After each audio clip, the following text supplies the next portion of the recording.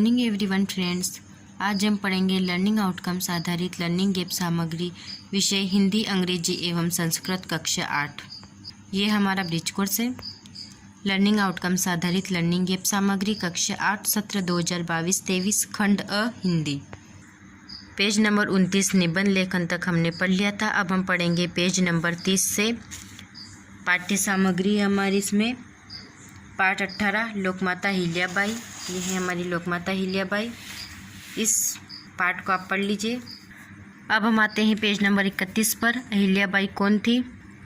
तो हमारी अहिल्याबाई इंदौर रियासत की महारानी थी। ये इसका उत्तर है।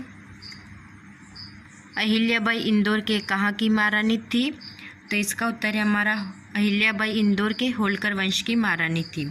प्रश्न नंबर 3 है इसमें, अहिल्याबाई का विवाह किसके साथ हुआ था? तो अहिल्याबाई का विवाह खांडेराव होलकर के साथ हुआ था। प्रश्न नंबर 4, खांडेराव कौन थे? तो इसका उत्तर है खांडेराव मल्हार राव होलकर के पुत्र थे। अहिल्याबाई ने किस प्रकार अपनी ससुराल में सबका मन मोह लिया था? इसका उत्तर है प्रेम पूर्वक व्यवहार से व गृह कार्य में दक्ष। उन्होंने युद्धकला में किसने पारंगत किया? तो मल्हार राव होलकर ने। अहिल्याबाई ने होलकर राज्य की सेवा का व्रत कब लिया था?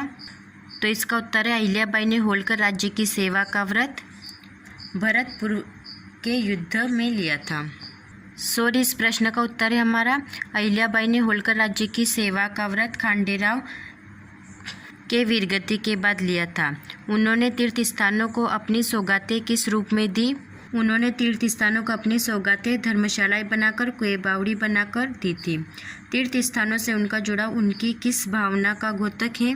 तीर्थ भावना से उनका जुड़ाव उनकी धर्म भावना का द्योतक है, उनकी धार्मिक भावना का द्योतक है।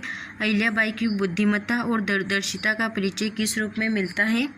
तो इसका उत्तर है हमारा कि उन्होंने अपने राज्य का प्रबंधन इस प्रकार से किया था कि उनकी जनता को कोई भी परेशानी न हो। उन्होंने धर्मशालाएं बनवाई, बावड़ी बनवाई, कुएं बनवाए आदि बनवाई उन्होंने। तो इस प्रकार से उनकी बुद्धिमत्ता और दूरदर्शिता का परिचय हमें मिलता है। अब हमारा उत्तर है महारानी अहिल्याबाई का जीवन जनहित की मिसाल है। तो महारानी अहिल्याबाई के शासनकाल में प्रजा सुख, शांति और समृद्धि से भरपूर थी, इसलिए लोग उन्हें लोकमाता भी कहते हैं और इसलिए उनका जीवन भी जनहित की मिसाल है। अब हम आते हैं पेज नंबर 31 पर। ही अभ्यास 1 है। इस पर प्रश्न 1, महारानी अहिल्याबाई को लोकमाता क्यों कहा जाता है? उत्तर, महारानी अहिल्याबाई के शासनकाल में प्रजा सुख, शांति और समृद्धि से भरपूर थी, इसलिए लोग उन्हें लोकमाता कहते हैं। प्रश्न नंबर 2, मल्हार राव अहिल्याबाई के किन गुणों से प्रभावित थे? उत्तर, मल्हार राव महारानी अहिल्याबाई के संवेदनशील हृदय, अटूट धर्म भावना, देश के रीति रिवाजों से लगाव, नर नारी के भेदभाव की भावना को कम करना आदि गुणों से प्रभावित थे। प्रश्न नंबर 3, महारानी अहिल्याबाई के 2 प्रमुख कार्य कौन कौन हैं? उत्तर, महारानी अहिल्याबाई के 2 प्रमुख कार्य हैं हमारे। नंबर 1, उन्होंने पूरे भारतवर्ष के प्रमुख मंदिरों का पुनर्निर्माण कराया। नंबर 2, उन्होंने ज्योतिषियों, कलाकारों, साहित्यकारों को बुलाकर राज्य में बसाया। अब हम चलते हैं पेज नंबर 32 पर। पेज नंबर 32 अभ्यास 2। ये हमारा जो भी पाठ है आप इसको पढ़ लीजिए। अब हम चलते हैं इसके प्रश्नोत्तर की तरफ। निम्नलिखित प्रश्नों के उत्तर लिखिए।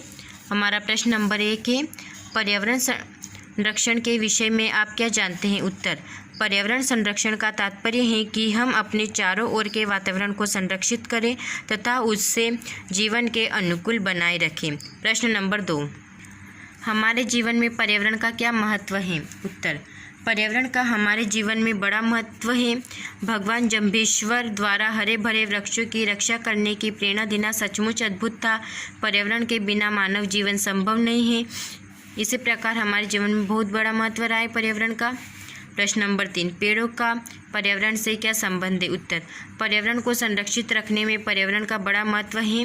वन वर्षा में सहायक होते हैं। वन तथा पेड़ पौधे मिट्टी के कटाव को रोकते हैं। वन बादलों को आकर्षित करते हैं जिससे वर्षा होती है। इस प्रकार पेड़ों का पर्यावरण से संबंध है। प्रश्न नंबर 4, पर्यावरण प्रदूषण कितने प्रकार का होता है? उत्तर, पर्यावरण प्रदूषण के 4 अंग हैं, जल प्रदूषण, वायु प्रदूषण, मृदा प्रदूषण और ध्वनि प्रदूषण। प्रश्न नंबर 5, अमृता देवी विश्नोई और पेड़ संरक्षण विषय पर अपने विचार व्यक्त कीजिए। उत्तर, वृक्षों को कटने से बचाने के लिए शहीद अमृता देवी विश्नोई और 362 अन्य विश्नोइयों द्वारा अपने सिर कटवा लेने का प्रेरक प्रसंग विश्व के पर्यावरण रक्षा के इतिहास का एकमेव उदाहरण है। प्रश्न नंबर 6, विश्नोई समाज के संस्थापक कौन थे? उत्तर, विश्नोई समाज के संस्थापक भगवान जम्भेश्वर थे। प्रश्न नंबर 7, जीवों पर दया करना किस समाज का मुख्य नियम है? उत्तर, जीवों पर दया करना विश्नोई समाज का मुख्य नियम है। अभ्यास 3, पेज नंबर 33 पर ही है हमारा।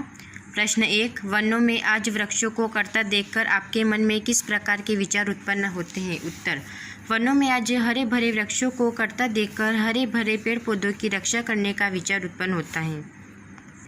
प्रश्न नंबर 2, आपके अपने विद्यालय में कौन कौन से पौधों का वृक्षारोपण किया गया है? उत्तर, हमने अपने विद्यालय में गुड़हल, अशोक का पेड़, पीली कनेर, गुलाब, चमेली, मोगरा एवं अन्य सजावटी पौधों का वृक्षारोपण किया है।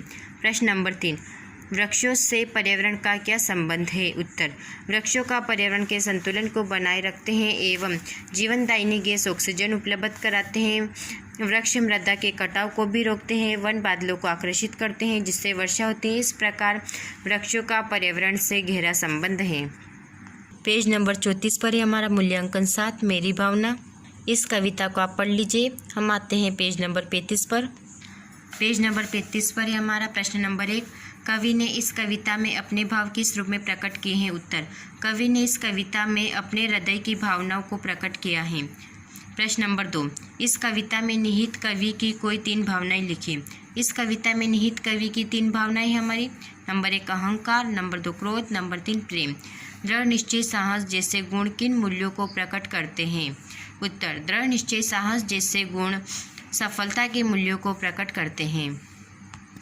प्रश्न नंबर 4, नैतिक मूल्य किसे कहते हैं? उत्तर, नैतिक मूल्य वास्तव में ऐसी सामाजिक अवधारणा है जिसका मूल्यांकन किया जा सकता है।